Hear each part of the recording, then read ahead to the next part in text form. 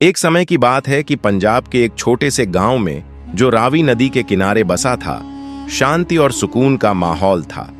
गांव का नाम था नूरपुरा और यहाँ के लोग अपनी सादगी और मेहनत के लिए मशहूर थे। सुबह सुबह किसान अपने खेतों में चले जाते, महिलाएं घरों में चूल्हे जलाती और बच्चे खेलते हुए गांव में खुशियों की आवाजें बिखेरते। गांव के पश्चिम में एक घना जंगल था जिसके बारे में बुजुर्ग अक्सर कहानियां सुनाते थे। लोगों का कहना था कि इस जंगल में एक जादूगर रहता है जो रात के अंधेरे में बाहर निकलता और अजीबो-गरीब आवाजें निकालता। लेकिन यह कहानियां इतनी पुरानी थीं कि अब कोई उन पर विश्वास नहीं करता था। लोग इन्हें सिर्फ बच्चों को डराने के लिए गढ़ी गई कहानियां समझते थे। गांव की शांति भंग हो गई। एक दिन अचानक गांव का सुकून टूट गया। सुबह जब लोग अपने जानवरों को चराने के लिए निकले तो देखा कि उनकी कुछ बकरियां, बैल और मुर्गियां गायब हो चुकी थीं। गांव के मुखिया चौधरी असद ने सभी को इकट्ठा किया और कहा, यह किसी चोर का काम हो सकता है, हमें जंगल में जाकर पता लगाना चाहिए। कुछ युवा हिम्मत जुटाकर हथियार उठाए और जंगल की ओर चल पड़े। लेकिन जब वे वापस आए तो उनके चेहरों पर डर था। उन्होंने बताया, हमने जंगल में कुछ अजीब आवाजें सुनी। ऐसा लग रहा था कि कोई जोर जोर से हंस रहा हो या कोई मंत्र पढ़ रहा हो, लेकिन हमें कुछ भी दिखाई नहीं दिया। अगली सुबह हालात और बिगड़ गए। डरावनी घटना, रात के समय गांव के एक कोने से अचानक चीखने की आवाजें आने लगीं। गांव वाले दौड़कर वहां पहुंचे तो देखा कि रहमत नामक किसान का जवान बेटा जमीन पर तड़प रहा था। फिर अचानक उसके शरीर से एक अजीब सी आवाज आई और सबकी आंखों के सामने वह एक कुत्ते में बदल गया। गांव वालों की चीखें निकल गईं। देखते ही देखते पूरे नूरपुरा में डर की लहर दौड़ गई। जादूगर की दहशत, कुछ रातों बाद वह खौफनाक जादूगर खुद गांव में प्रकट हो गया। वह लंबा चौड़ा काले लिबास में लिपटा हुआ था और उसकी आंखें लाल थीं। उसके हाथ में एक छड़ी थी जिससे नीले रंग की लौ निकल रही थी। उसने गांव के बीचों बीच खड़े होकर ऊंची आवाज में कहा, गांव वालों, अब से मैं तुम्हारा नया शासक हूं। मेरी शक्ति के आगे तुम सब बेबस हो। अगर तुम मेरी बात मानोगे तो सुरक्षित रहोगे, लेकिन अगर तुमने मेरा विरोध किया तो तुम्हें जानवर बना दूंगा। फिर उसने अपनी छड़ी उठाई और एक बूढ़ी औरत जो उसे रोकने के लिए आगे बढ़ी थी को बकरी में बदल दिया। गांव वालों का डर और बढ़ गया। जादूगर का आतंक बढ़ता गया।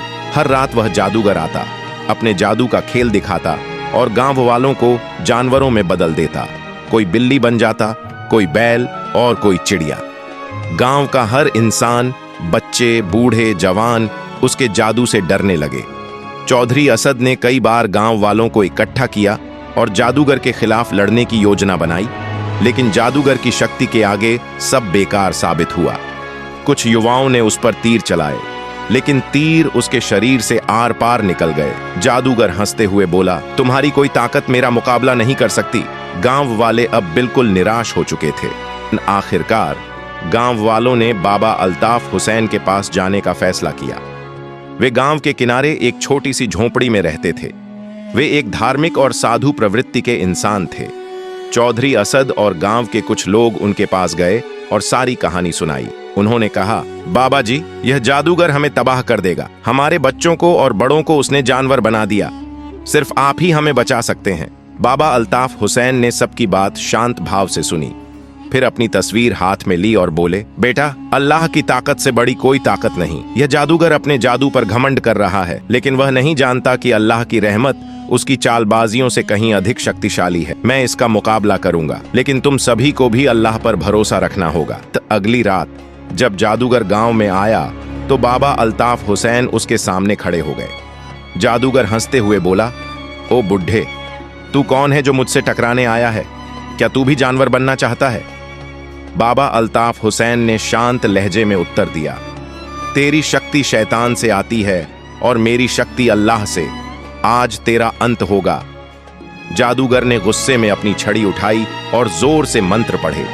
उसके हाथों से आग के गोले निकले और बाबा अल्ताफ हुसैन की ओर बढ़े। लेकिन जैसे ही वे बाबा के पास पहुंचे, वह हवा में गायब हो गए। जादूगर चौंक गया। उसने एक और जादू किया और एक बड़ा सांप उत्पन्न कर दिया जो बाबा अल्ताफ हुसैन की ओर बढ़ने लगा।